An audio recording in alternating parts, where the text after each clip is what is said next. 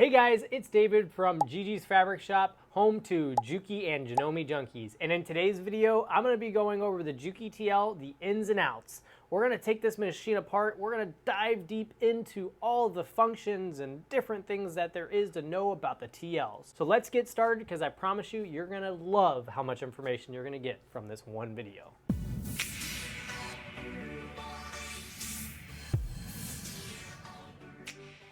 So we're going to break down this video into 3 different parts. It's all going to be in one video, so don't worry about different series or different parts popping up later on.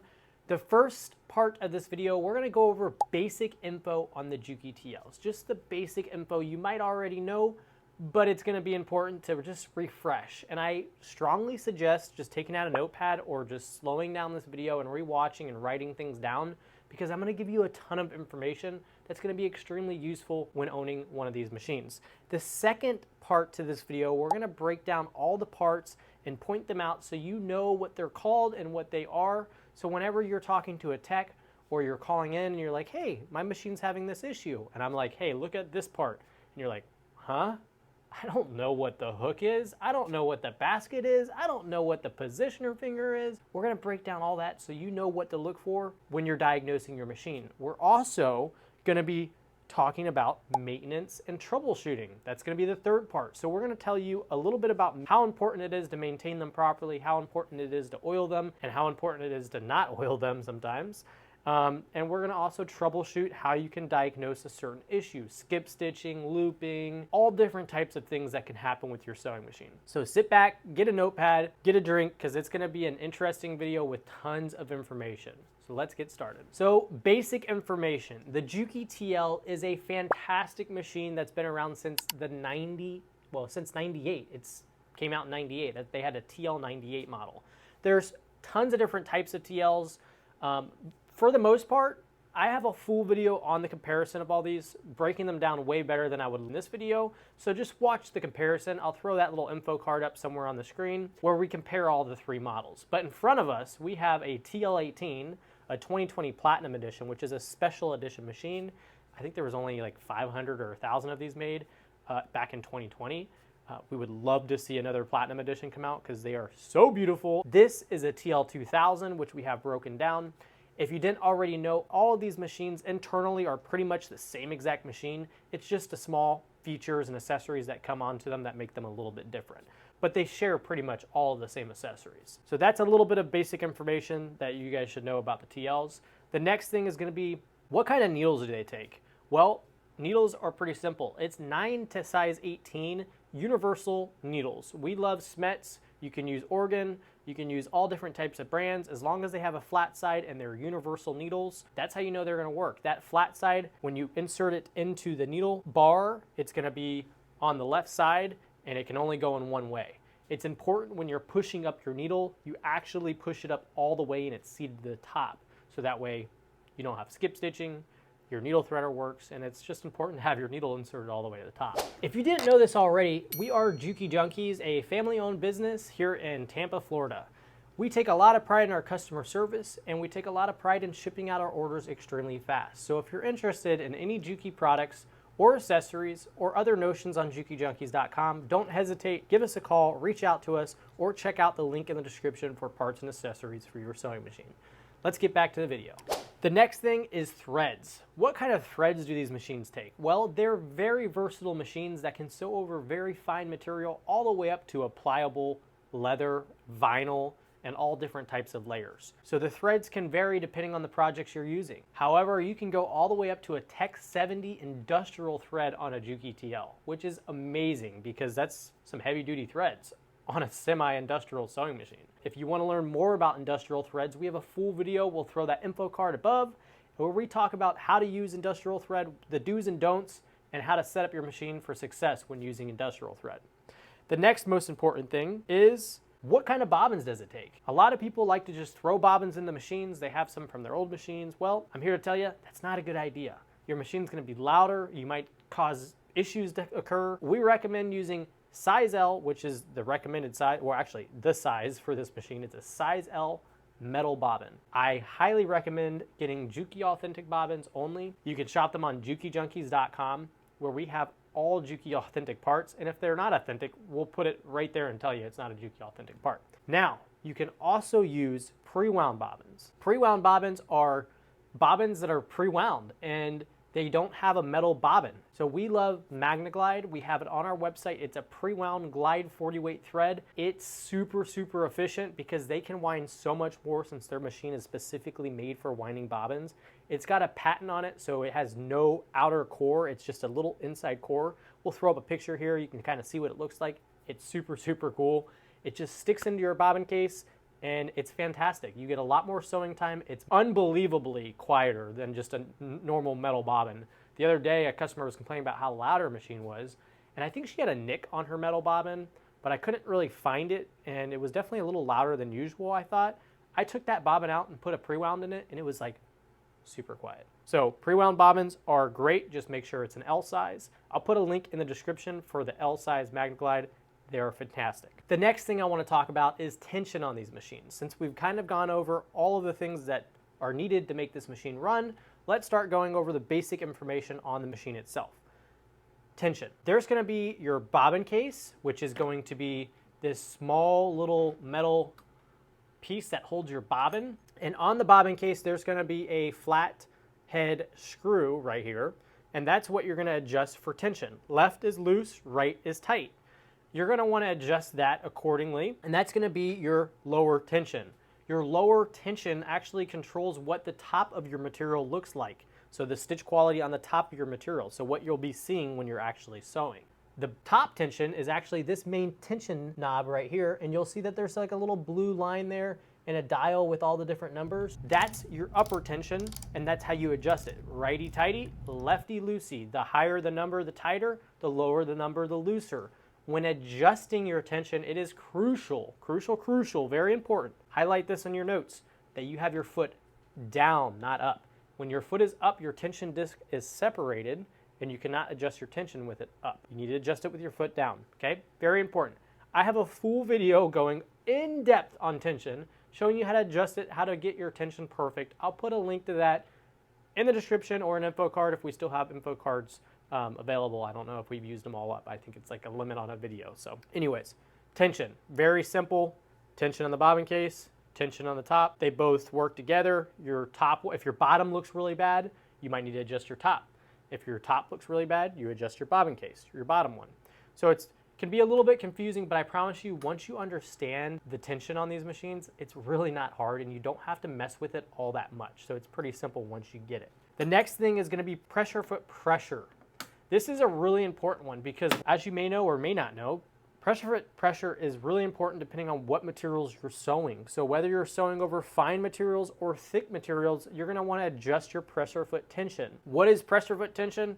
It's how much pressure your presser foot, is pushing down on that stitch plate. So when you add more material underneath that foot, it's going to increase your pressure foot pressure onto that fabric, and it's going to cause you to get skip stitches if it's too tight. So when you have more material, you're actually going to decrease your pressure, and if you have less material, thinner material, you're actually going to increase your pressure. Because if you have too much pressure, your machine's not going to be able to feed that material because it's just too tight. It's sandwiching it against that stitch plate. Imagine all that material underneath this, and it's just squishing it down so tight that it's not allowing it to actually feed through the foot. So it's important to understand pressure foot pressure and when you should have it adjusted less or more. As you can see it here on this front window, the farther it goes down, the more it's increased. The window gets like wider, and there's like wider bars you can kind of see.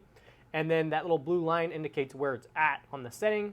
And then so righty increases it, lefty decreases it. And that's really important to know. When we go on to a TL18, we're going to be experiencing something a little extra with the pressure foot pressure.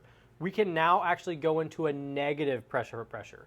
So when you're all the way up at the top of this window, you're pretty much at like a neutral number. So let's just say 0. And then when you get the microlifter and you start engaging the microlifter, it's actually going into a negative pressure foot pressure, which means your foot is actually coming off the stitch plate, and you can sew with it like that. Only if you have thick material that's filling that void. So the micro lifter is really important. It's really nice to have. It allows you to sew over thicker materials. We've got a full video on that. I'll put the info card there so you can kind of learn more about the micro lifter and all the different features that you can use and do. So that's really, really interesting. That's only on the TL18. You won't see that on the other TLs. The next thing that's really important is your stitch plate. Your stitch plate is going to be the plate that's directly underneath your foot. It's got the hole where the needle is going through it. And on the TLs, there's a variety of different stitch plates available, thin, regular, and thick throat plate. And all of those throat plates have just different sized needle holes for needle. The thin is going to have the smaller hole, the regular is going to have a regular size, and the large is going to have a bigger hole, the thick one. And what that means is it actually allows you to sew over different types of materials. So if you're sewing very fine, you need it to be small because you don't want those materials to get pushed into that needle hole. If you're sewing thicker, you want it to be bigger because your needle actually deflects when it hits the material, and you can break a lot of needles when using the regular stitch plate or when you're free motion quilting. So a thick throat plate is always nice. You can leave it on there and you can kind of sew everything with it. And then if you start going to finer stuff, you probably want to go back to either your regular or your thin. So we have a full video on that as well, going over the stitch plates, but you can also shop the stitch plates on JukiJunkies.com. The next thing is going to be needle threaders. Needle threaders are really, really cool on sewing machines. It allows you to not have to thread your needle manually. And on these machines, they're very simple and very easy to use. You can see that there's just this little tiny white needle threader piece that just comes right off. There's a little wire in the middle. If you bend it, you can just replace this piece, or you can go in there with a small little tool and just kind of bend it back and it's good to go. It just goes right back on the machine. I barely even have to look at the machine to put this thing on and off. So that's a really simple, easy design. And then, yeah, we'll show you how to use it briefly, but we also have a full video on that. So I'll kind of just show you how that works. You want to push the needle threader all the way down. Make sure needle down, needle up to make sure it's in the right position. Push that needle threader all the way down. Make sure it goes behind this little metal bar, and then make sure it goes into that little white groove on the front of that needle threader. And then you're going to hold the thread to the right, and you're going to let go of the thread and the needle threader at the same time, and it'll feed it through the eye of the needle. It takes a couple tries to get really good at it, but once you understand how to use the needle threader, it's a game changer. If you didn't know this already, there's 2 spool holders on the top of this machine.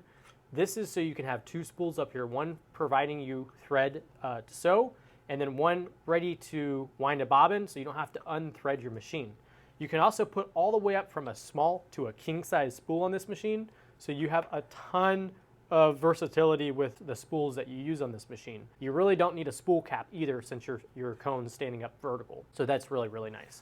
So now that we've gone over all of the basic information on the Juki TL, if I missed anything or if there's any basic information that you think that I should have talked about more, put it in the comment section below and I'll be happy to answer those questions or get back to you if that's a good idea. So the next thing is going to be parts breakdown, and I'm really excited about this because I love to show off all of the mechanical parts on sewing machines and teach people a little bit about the breakdown of these machines so they're more familiar and more comfortable with their sewing machine and what different parts do. So actually, before we show you the internals, let's just go over the breakdown on the external. We got that pressure foot knob, we got that thread guide, we got the subtension knob. This is the subtension. This is your main tension knob. This is going to be a thread guide. These are all little thread guides. This is your take-up lever. Let me show you that a little bit better.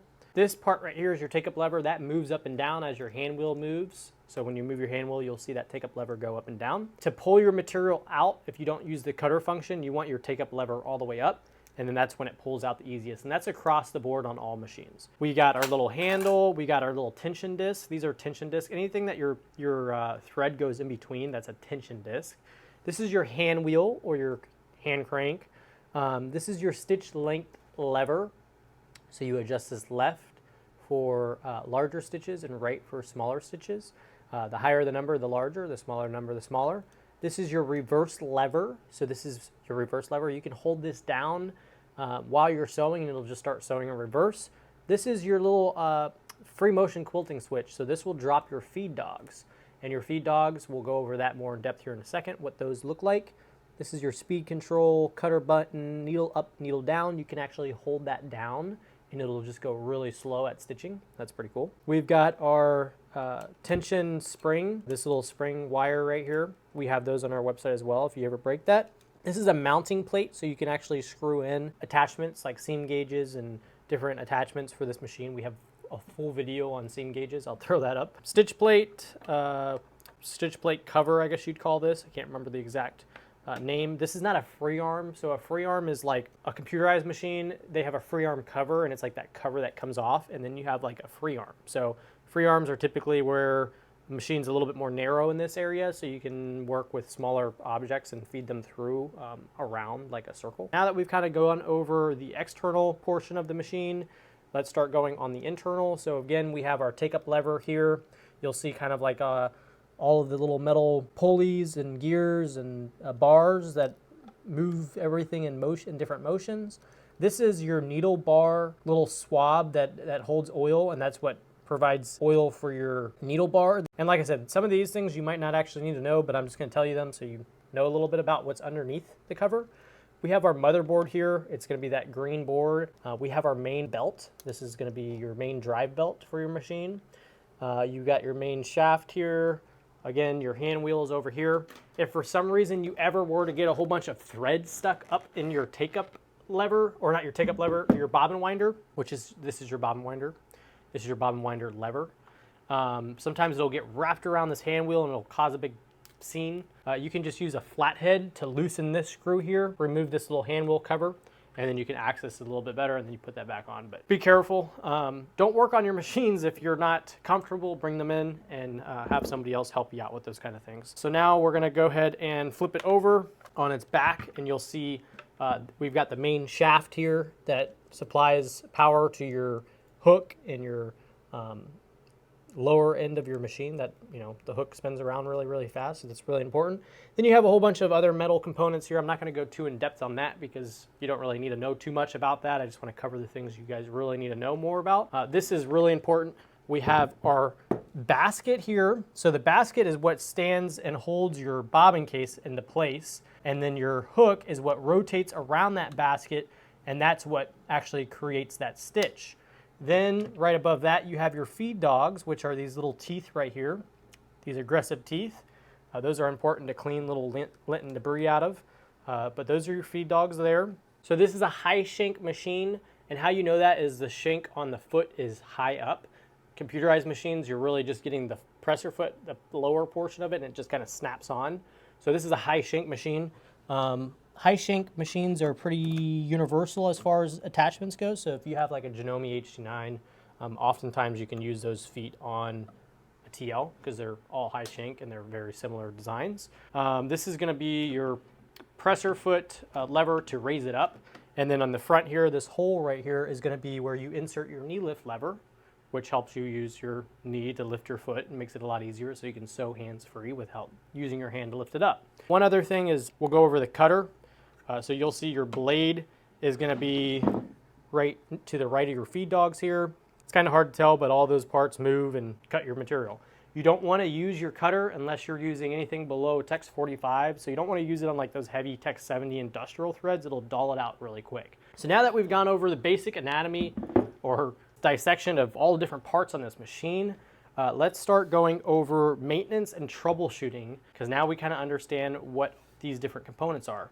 So maintaining this machine, we highly recommend you bring it in once a year for a service from a professional technician, and they'll break down this machine kind of like what you see here, maybe even a little bit farther, taking this side cover and the back cover off. They'll wipe down any excess oil, they'll blow out all the lint and debris, they'll inspect for little burrs and needle breakage pieces and clean that out.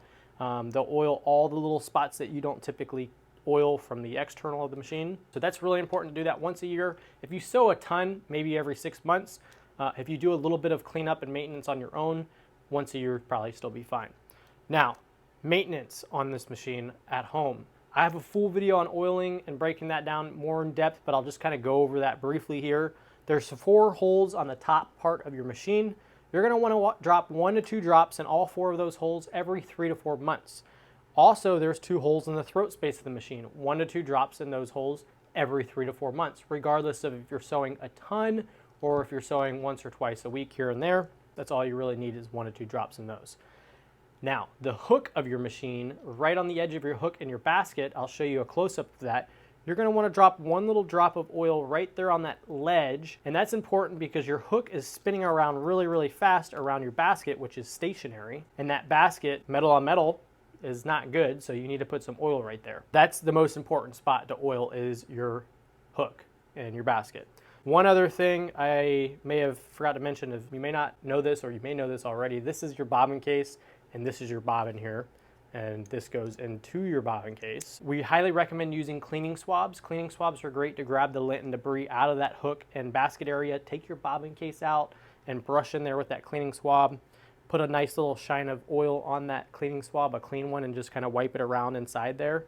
Kind of gives it a little bit of corrosion protection if you're in humid climates. You can also tilt your machine back here, and there's a little plastic cover pops off, and you can get a little bit more access to cleaning this at home and making sure there's not a whole bunch of debris in there. It's important to do this after every big project so you can clean out any little debris or lint or glitter or different materials that you may have been sewing. But now let's go over some troubleshooting scenarios. So looping, so you just have a whole bunch of loops and your stitches are just not completing. That means your upper tension is not tight or it's not working properly.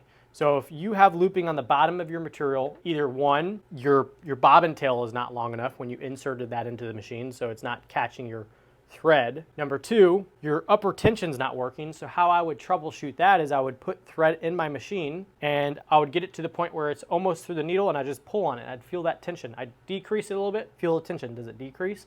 Increase it, pull the thread. Is it increasing? If it's increasing, then try it again and see what happens. Maybe just increase your upper tension. Or if you're experiencing no tension when your foot is down, then we know our upper tension assembly is having an issue. That's when you would want to bring it in to have it serviced, or you'd want to call us if you bought the machine from us, and we'll kind of walk you through the process of troubleshooting that a little bit more. If you lift up your foot and you pull the thread, you'll notice that it's very easy because those tension discs have separated. If you put it down and it's just as easy, that's how you for sure know that something's going on with that. Now, if the top has issues or you're experiencing some weird stitches, then it's probably your bobbin case. Either the tension's not set properly, maybe you don't have the right size bobbin in there, maybe the thread you're using is not wound properly onto the bobbin, maybe you didn't insert it properly. There could be a variety of different things there. The next thing is skip stitching. If you're experiencing skip stitching on these machines, it could be from a variety of different things. Your presser foot bar could be, maybe you hit something and you knocked it out of timing, or maybe you have a burr or nick on your stitch plate. Burrs and nicks on your stitch plate can cause your machine to skip stitch. So you'll want to inspect your stitch plate, making sure there's no needle punctures on it. If there is, file it down as much as you can, or buy a new one on JukiJunkies.com. The next thing is, needle bar height. How you can tell if your needle bar height or your timing is off on your needle bar. Very simple. You're just going to turn your machine here. You're going to rotate your hand wheel all the way down, and you're going to see there's two little marks. You'll see one for sure, and the second one should be just level and flush with the bushing right here, and it should just barely be peaking. If that's visible, your needle bar is most likely not out of timing. Your hook, the part that goes around 1,000,000 miles per hour down here, could be out of timing, but at least you know the needle bar height is not out of timing. Now, if you don't see that second mark, then you have hit something and your needle bar has pushed up. You need to bring it in and get it retimed. But that's something you can at least diagnose on your own and go, oh, that's the issue. Let me call my technician and tell him, hey, I need to get my timing fixed on my needle bar. So that's a little bit of troubleshooting there. We have a lot more in-depth videos on troubleshooting for different scenarios on sewing machines, so make sure you check out all of our videos. We love Juki products, hence the name Juki Junkies, and we eat and breathe these machines, so we know a lot about what makes them happy. So without further ado, I hope you guys enjoyed this video. If you guys are interested in a Juki sewing machine or anything on JukiJunkies.com and you want to reach us, or you have a question on any of these products, give us a call at 813-661-9000. Shoot us an email at jukijunkies@customerservice.com. We'll be happy to reach out to you. And don't forget to hit that subscribe button and like this video and drop a comment if you have any questions. We'll get back to you as soon as possible. We'll see you on the next video, Sunday at 5:30 p.m. Eastern Standard Time. See ya.